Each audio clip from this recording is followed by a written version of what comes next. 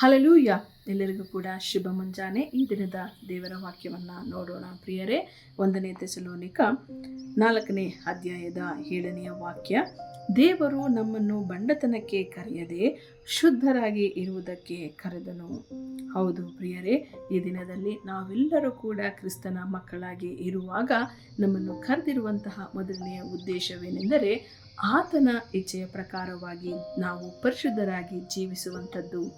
ನಾವು ಕ್ರಿಸ್ತನನ್ನು ಅರಿಯುವುದಕ್ಕಿಂತ ಮುಂಚಿತವಾಗಿ ಯಾವ ಒಂದು ಜೀವಿತದಲ್ಲಿ ಇದ್ದೆವೋ ಅದೇ ಜೀವಿತವನ್ನು ಮುಂದುವರಿಸಿದ ಹಾಗೆ ನಮ್ಮ ಜೀವಿತವನ್ನು ಕ್ರಿಸ್ತನು ಹೇಳುವಂತಹ ಕಾರ್ಯಗಳ ಮೂಲಕವಾಗಿ ಕಟ್ಟಿಕೊಂಡವರಾಗಿ ಪರಿಶುದ್ಧರಾಗಿ ಜೀವಿಸಬೇಕು ಎಂಬುದಾಗಿ. ಯಾಕೆಂದರೆ ಇನ್ನೊಂದು ಭಾಗದಲ್ಲಿ ನಾವು ನೋಡ್ತೇವೆ, ನಾನು ಪರಿಶುದ್ಧನಾಗಿರುವ ಪ್ರಕಾರ ನೀವು ಕೂಡ ಪರಿಶುದ್ಧರಾಗಿ ಜೀವಿಸಿರಿ ಎಂಬುದಾಗಿ.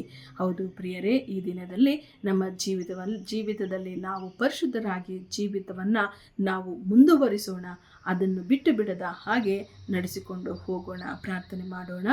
ಸ್ತೋತ್ರ ಕರ್ತನೆ. ಅಪ್ಪ, ಈ ದಿನದಲ್ಲಿ ಕರ್ತನೆ ಒಂದು ಕಾರ್ಯಕ್ರಮವನ್ನು ನೋಡುತ್ತಿರುವಂತಹ ಪ್ರತಿಯೊಬ್ಬ ಸಹೋದರ ಸಹೋದರಿಗಾಗಿ ಪ್ರಾರ್ಥನೆ ಮಾಡ್ತಿದ್ದೇನೆ.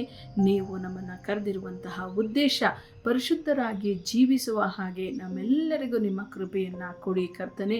ಯಾವುದೇ ರೀತಿಯಲ್ಲೂ ಏಸಪ್ಪ ನಾವು ಬಂಡತನದಲ್ಲಿ ಜೀವಿಸದ ಹಾಗೆ ನೀವು ಹೇಳಿಕೊಟ್ಟಿರುವಂತಹ ಕಾರ್ಯಗಳನ್ನು ವಾಕ್ಯಗಳನ್ನು ನಮ್ಮ ಜೀವಿತದಲ್ಲಿ ಕೇಳುವುದು ಮಾತ್ರವಲ್ಲ ಅಪ್ಪ, ಪ್ರತಿಯೊಂದು ಕೇಳಿದಂತಹ ವಾಕ್ಯಗಳನ್ನು ನಮ್ಮ ಜೀವಿತದಲ್ಲಿ ಅಳವಡಿಸಿಕೊಂಡು ನಡೆಸುವಂತಹ ಮಕ್ಕಳಾಗಿ ನಮ್ಮನ್ನು ಮಾರ್ಪಡಿಸಿರಿ.